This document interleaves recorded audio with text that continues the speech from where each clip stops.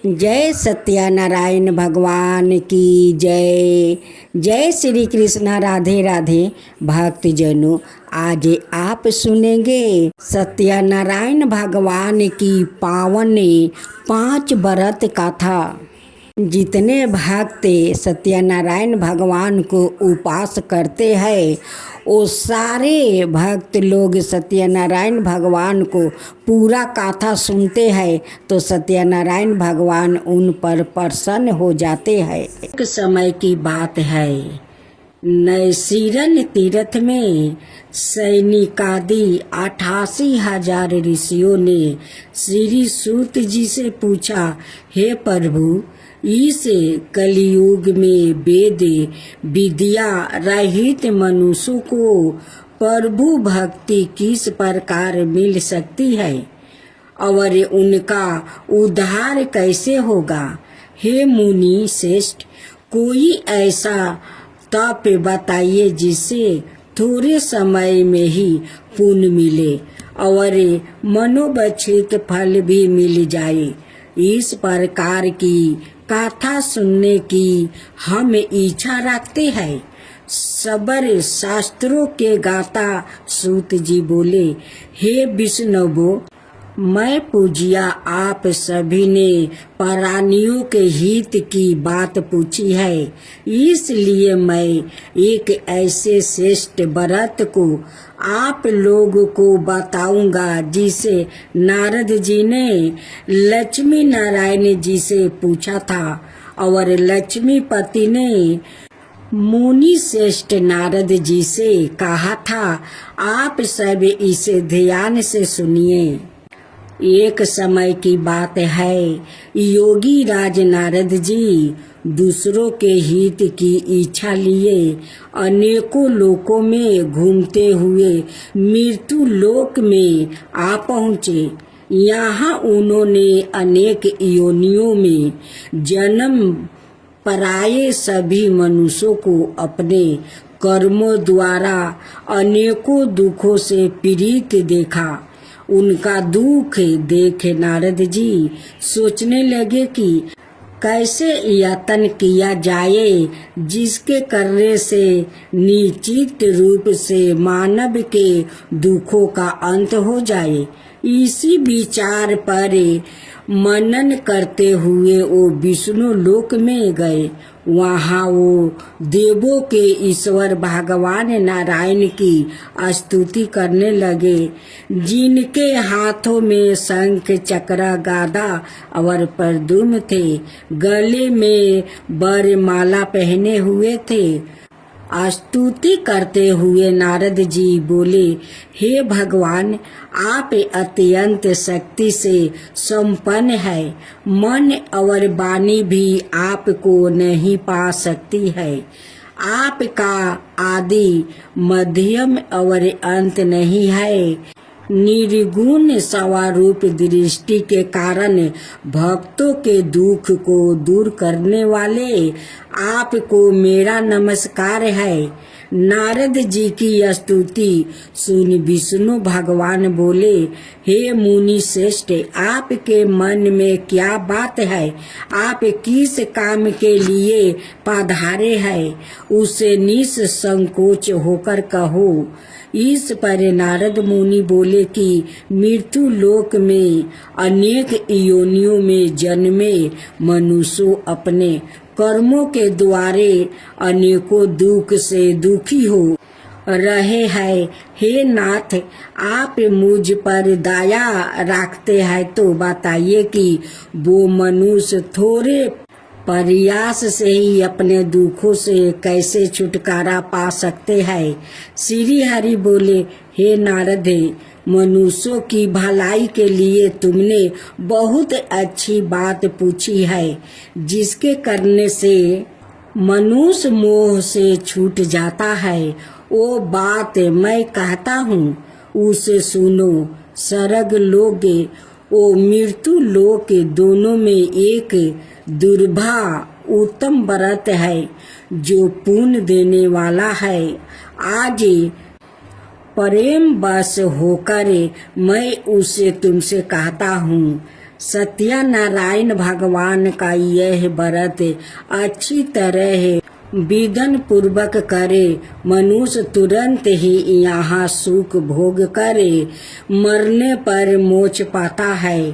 श्री हरि के वचन सुने नारद जी बोले कि उस व्रत का फल क्या है और उसका विधान क्या है, यह व्रत किसने किया है, इस व्रत को किस दिन करना चाहिए, सभी कुछ विस्तार से बताइए।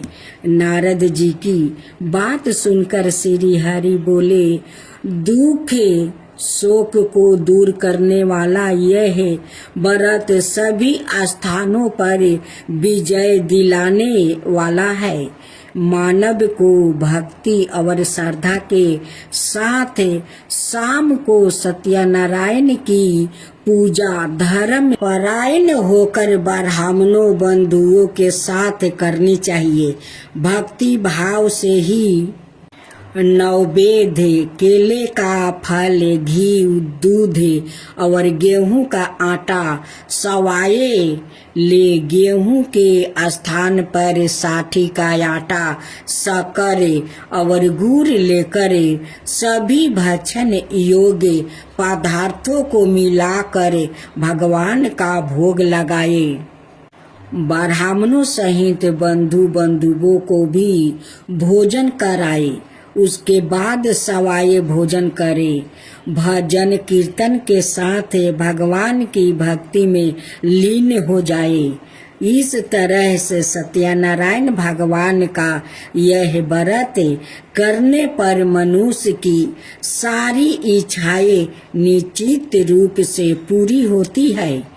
इस कली काले अर्थात कलियुग में मृत्यु लोक में मोक्ष का ही एक सरल उपाय बताया गया है।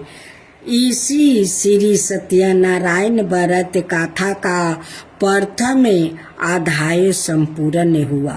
श्री मन नारायण नारायण नारायण, भज मन नारायण नारायण नारायण, श्री सत्यनारायण भगवान की जय।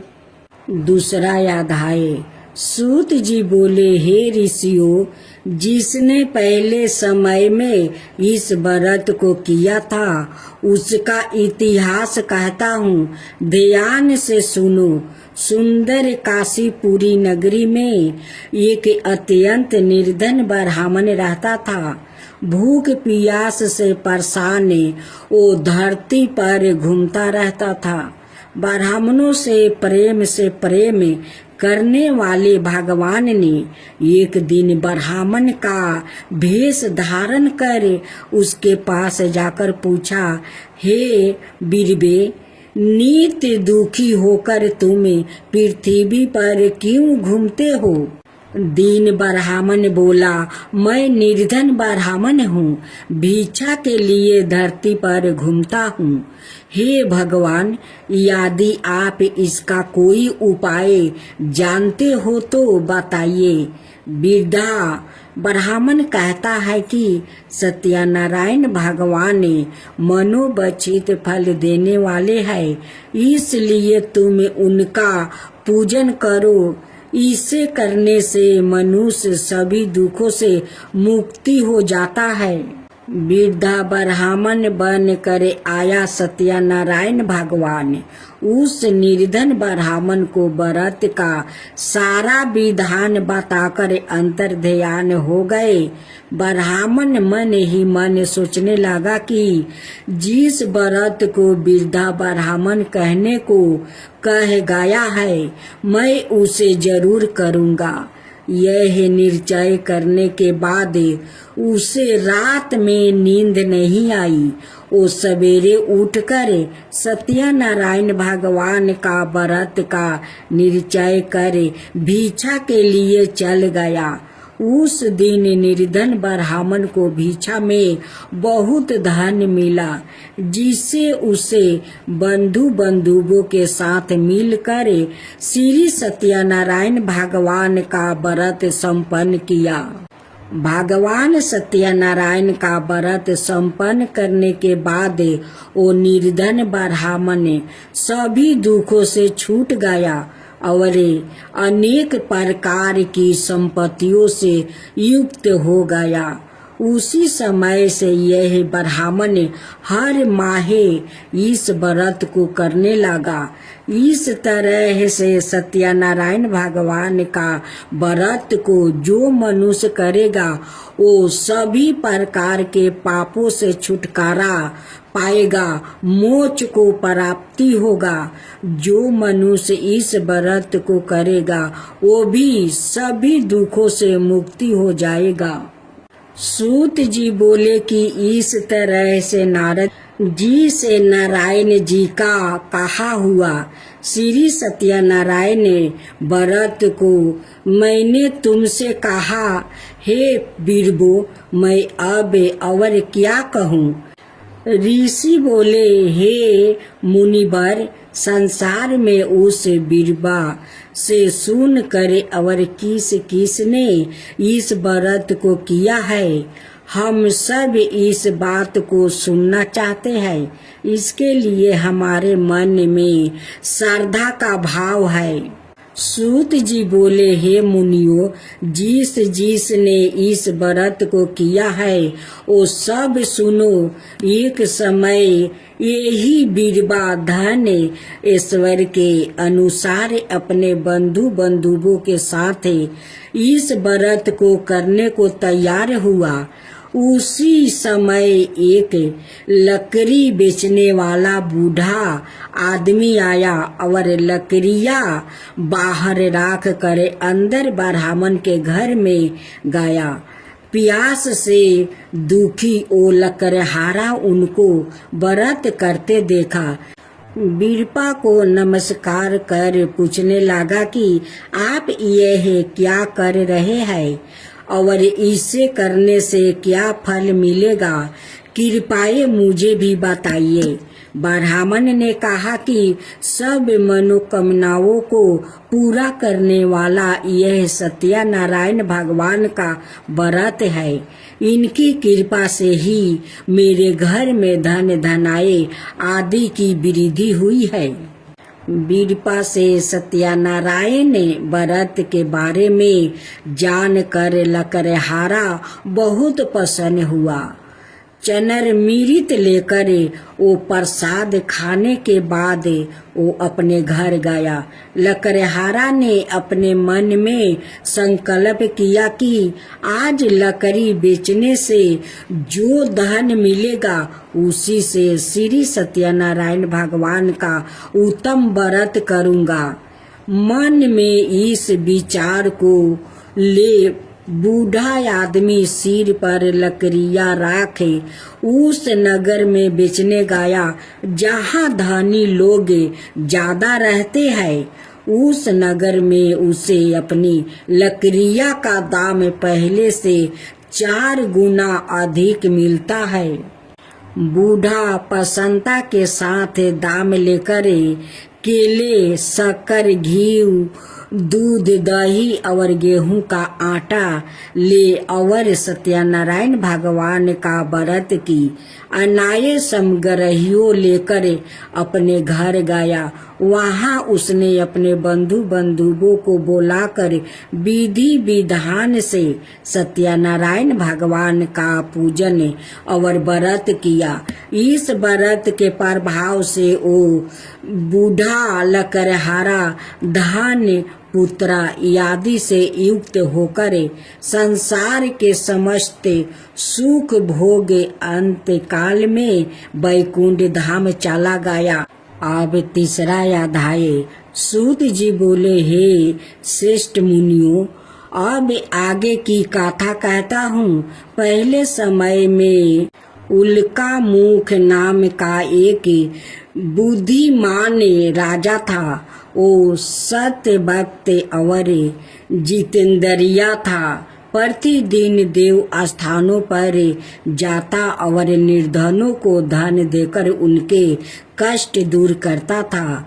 उसकी पत्नी कमल के समान मुख वाली थी। और सती साध्वी थी भरतशिला नदी के तट पर। उन दोनों ने श्री सत्यनारायण भगवान का व्रत किया।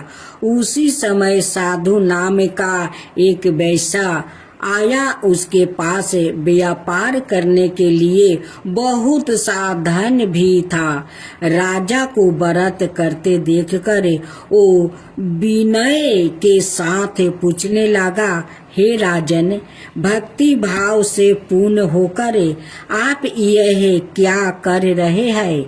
मैं सुनने की इच्छा रखता हूँ, तो आप मुझे बताइए। राजा बोला, हे साधु, आपने बंधु बंधुओं के साथ पुत्रादि की प्राप्ति के लिए एक महाशक्तिमान श्री नारायण भगवान का व्रत पूजन कर रहा हूँ। राजा के वचन सुने साधु अंदर से बोला, हे राजन, मुझे इस व्रत का सारा विधान कहिए। आपके कथन अनुसार मैं भी इस व्रत को करूँगा। मेरी भी संतानें नहीं है और इस व्रत को करने से निश्चित रूप से मुझे संतान की प्राप्ति होगी। राजा से व्रत का सारा विधान सुन व्यापार ने निमृत हो वो अपने घर गया। साधु वैश्य ने अपनी पत्नी को संतान देने वाले इस व्रत का वर्णन कह सुनाया और कहा कि जब मेरी संतान होगी तब मैं इस व्रत को करूँगा। साधु ने इस तरह के वचन अपनी पत्नी लीलावती से कहा। हे दीनी लीलावती, पति के साथ अनादित हो सांसारिक धर्म में परिवीत होकर सत्यनारायण भगवान की कृपा से गर्भवती हो गई। 10वां महीना में उसके गर्भ से एक सुंदर कन्या ने जन्म लिया। दिनों दिन वो ऐसे बढ़ने लगी जैसे कि शुक्ल पक्ष का चंद्रमा बढ़ता है। माता पिता ने अपनी कन्या का नाम कालापति राखी। एक दिन लीलावती ने मीठे शब्दों में अपने पति को याद दिलाया कि आपने सत्यनारायण भगवान का जिस व्रत को करने का संकल्प किया था उसे करने का समय आ गया है। आप इस व्रत को करिए। साधु बोला कि हे प्रिय, इस व्रत को मैं उसके विवाह पर करूँगा। इस प्रकार अपनी पत्नी को आश्वासन देकर वो नगर को चला गया। कालावती पिता का घर में रह दिनों दिन बड़ी होने लगी। साधु ने एक बार नगर में अपनी कन्या को सखियों के साथ देखा तो तुरंत ही दूत को बुलाया और कहा कि मेरी कन्या के योग वर देखकर आओ। साधु की बात सुनकर दूत कंचन नगर में पहुंचा और वहाँ देखभाल कर लड़की का सुयोग बानिक पुत्रा को ले आया। सुयोग लड़के को देख साधु ने बंधु बंधुओं को बुलाकर अपनी पुत्री का विवाह कर दिया। लेकिन दुर्भाग्य की बात यह कि साधु ने अभी भी श्री सत्यनारायण भगवान का व्रत नहीं किया। इस पर श्री भगवान क्रोध हो गए और श्राप दिया कि साधु को अत्यधिक दुख मिले। अपने कार्य में कुशल साधु बनिया जमाई को लेकर समुद्र के पास स्थित होकर रत्नासरपुर नगर में गया। वहां जाकर दामाद ससुर दोनों मिलकर चंद्रकेतु राजा के नगर में व्यापार करने लगे। एक दिन भगवान सत्यनारायण की माया से एक चोर राजा का धन चुराकर भाग रहा था। उसने राजा के सिपाहियों को अपना पीछा करते देखकर चुराया हुआ धन वहां रख दिया जहां साधु अपने जमाई का साथ ठहरा हुआ था।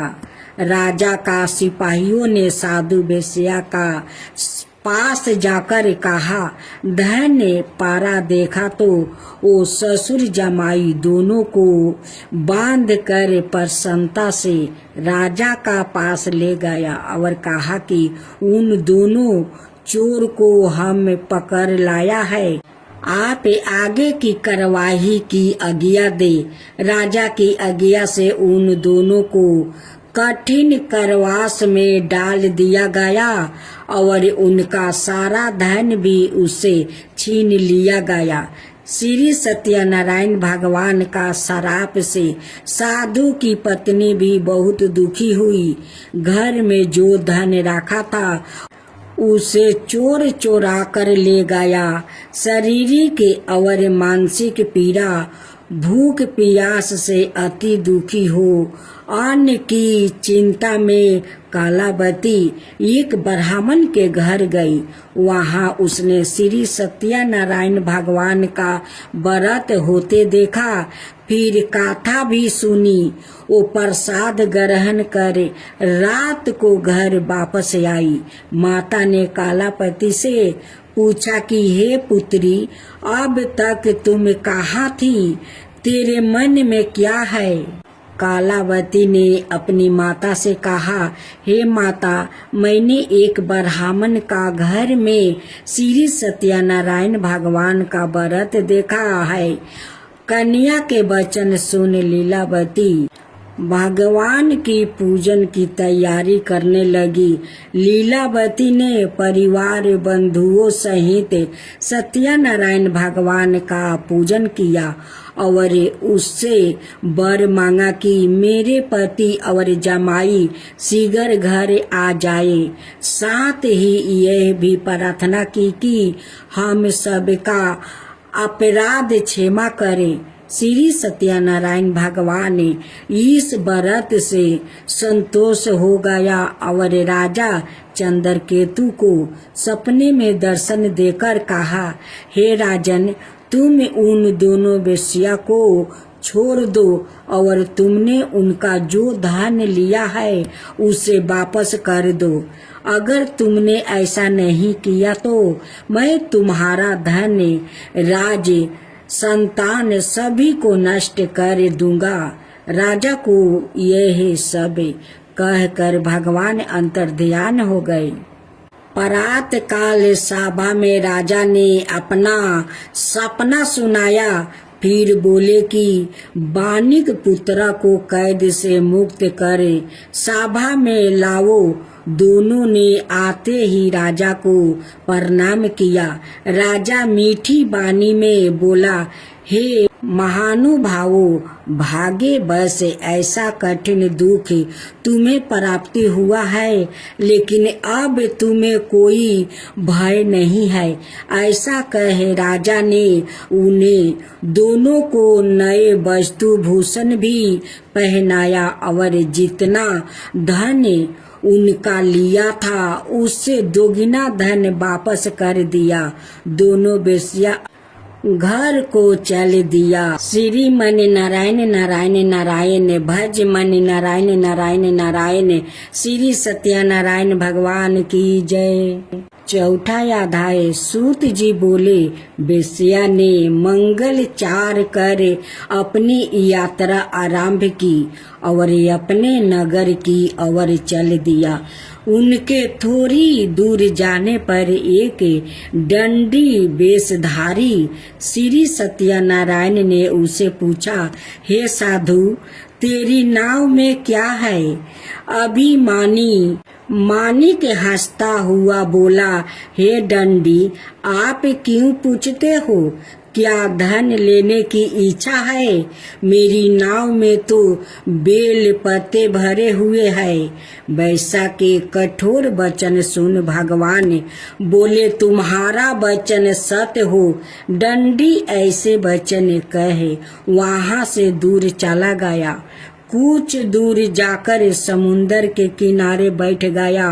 डंडी के जाने के बाद साधु वैश्य ने नित्य क्रिया के पश्चात नाव को ऊंची उठाते देख कर अचंभा माना और नाव में बेल पत्ते आदि देख वो मूर्छित हो जमीन पर गिर पड़ा। मूर्छित खुलने पर वो अत्यंत शोक में डूब गया। तब उसका दामाद बोला कि आप शोक ना मनाए, यह डंडी का श्राप है, इसलिए हमें इनकी शरण में जाना चाहिए, तभी हमारी मनोकामना पूरी होगी। दामाद की बात सुनकर वो डंडी के पास पहुंचा और अत्यंत भक्ति भाव से नमस्कार करके बोला, मैंने आपसे जो असत्य वचन कहे थे उनके लिए मुझे क्षमा दे। ऐसा कहकर महान शोकतूर हो रोने लगा। तब डंडी भगवान बोले, हे मानिक पुत्रा, मेरी आज्ञा से बार बार तुम्हें दुख प्राप्ति हुआ है। तुम मेरी पूजा से विमुख हुआ। साधु बोला, हे भगवान, आपकी माया से ब्रह्मा आदि देवता भी आपके रूप को नहीं जानते, तब मैं अज्ञानी कैसे जान सकता हूँ? आप प्रसन्न होइए, अब मैं समर्थ के अनुसार आपकी पूजा करूँगा। मेरी रक्षा करो और पहले के समान नौका में धन भर दो। साधु वेश्या का भक्ति पूर्वक वचन सुनकर भगवान प्रसन्न हो गए और उसकी इच्छा अनुसार वरदान देकर अंतर्ध्यान हो गए। ससुर जमाई जब नाव पर आया तो नाव धन से भरी हुई थी। फिर वही अपने अनाए साथियों के साथ सत्यनारायण भगवान का पूजन कर अपने नगर को चल दिया। जब नगर के नजदीक पहुँचे तो दूत को घर पर खबर करने के लिए भेज दिया।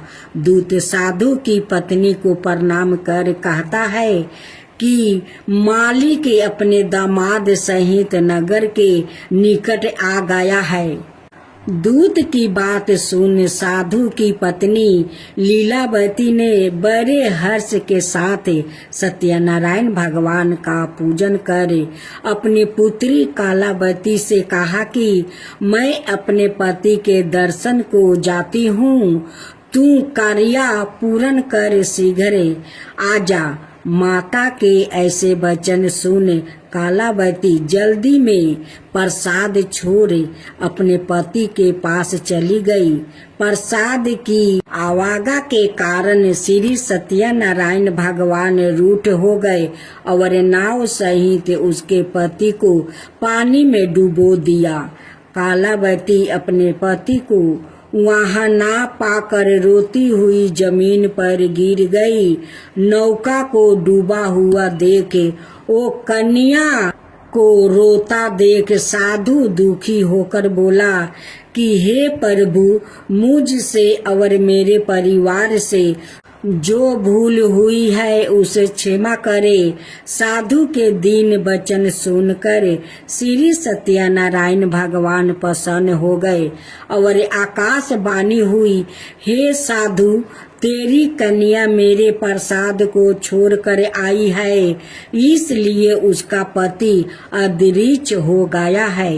यदि वो घर जाकर प्रसाद खाकर लौटती है तो उसे इसका पति अवश्य मिलेगा। ऐसी आकाशवाणी सुनी कालावती घर पहुंचकर प्रसाद ग्रहण करती है और फिर आकर अपने पति के दर्शन करती है। उसके बाद साधु अपने बंधुओं सहित श्री सत्यनारायण भगवान का विधि विधान से पूजन करता है और इस लोक में सुख भोग ओ अंत में स्वर्ग को जाता है। श्री मन नारायण नारायण नारायण भज मन नारायण नारायण नारायण। श्री सत्यनारायण भगवान की जय।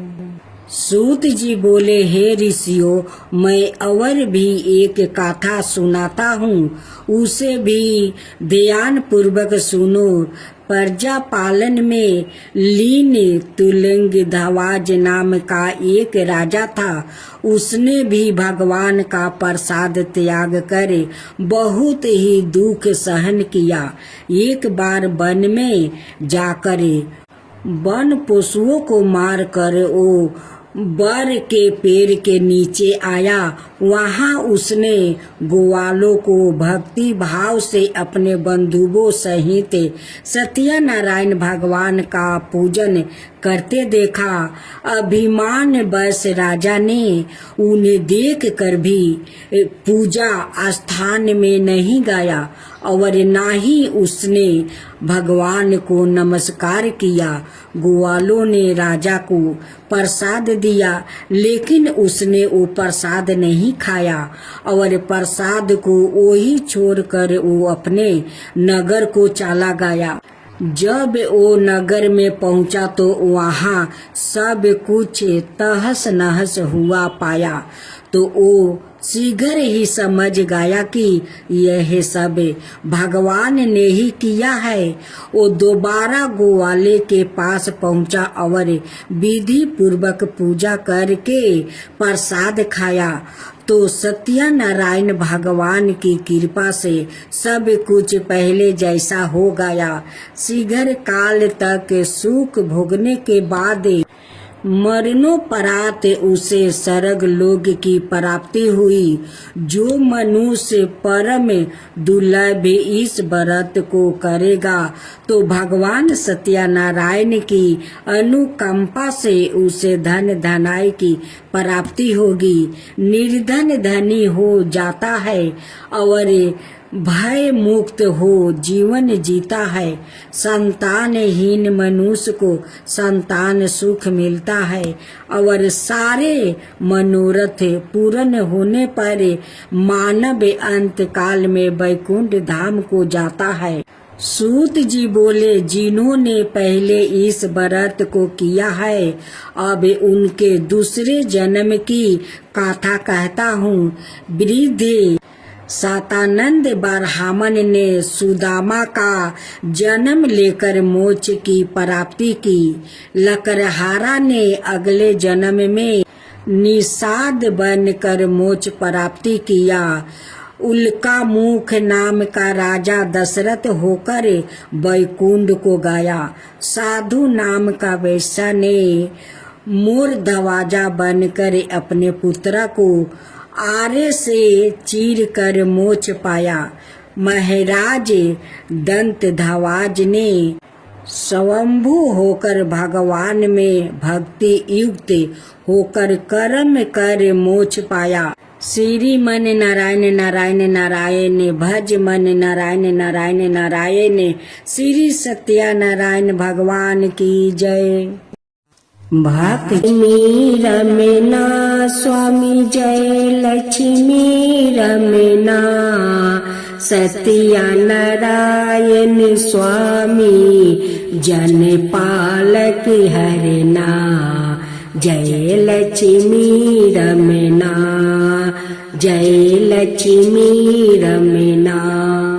रतन जरित सिंहासने अधिभूति छविराजे। रतन जरित सिंहासने अधिभूते छविराजे। नारद करत निरंजन घंटा बन बाजे। जय लक्ष्मी रमना जय लक्ष्मी रमना। परकट भयो कली कारणे, दीजो को दर्शन दियो।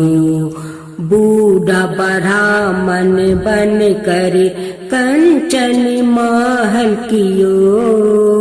जय लक्ष्मी रमना, जय लक्ष्मी रमना। दूबल भील कठारो, जिन पर कृपा करी। चंदर जुर एक राजा, तिनकी विपत्ति हरी। जय लक्ष्मी रमना, जय लक्ष्मी रमना। चंदर जुर एक राजा, तिनकी विपत्ति हरी। जय लक्ष्मी रमना।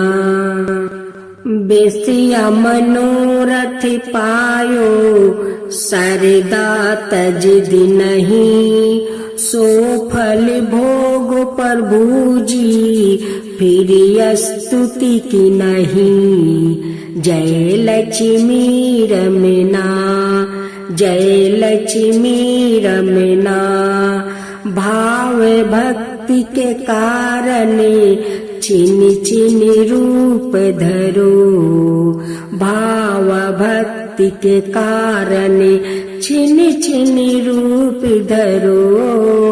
श्रद्धा धारण की नहीं, तिनको काज सरो। जय लक्ष्मी रमना, जय लक्ष्मी रमना। ग्वाल बाल संग राजा, बन में भक्ति करी। ग्वाल बाल संग राजा, बन में भक्ति करी। मनोबचित फल दिन हो, दिन दयालु हरी। जय लक्ष्मी रमना, जय लक्ष्मी रमना। चढ़त प्रसाद सेवा, के दली फल मेवा। चढ़त प्रसाद सवाए, के दली फल मेवा। धूप दीप तुलसी से, राजी सतिया देव। जय लक्ष्मी रमना। धूप दीप तुलसी से, राजी सतिया देव। जय लक्ष्मी रमना। सत्या नारायण जी की आरती, सत्या नारायण जी की आरती। जो कोई नर गावे, रिद्धि सिद्धि सुख संपत्ति, सहज रूपी पावे। ऋषि सिद्धि सुख संपत्ति, सहज रूपी पावे। जय लक्ष्मी रमना, जय लक्ष्मी रमना।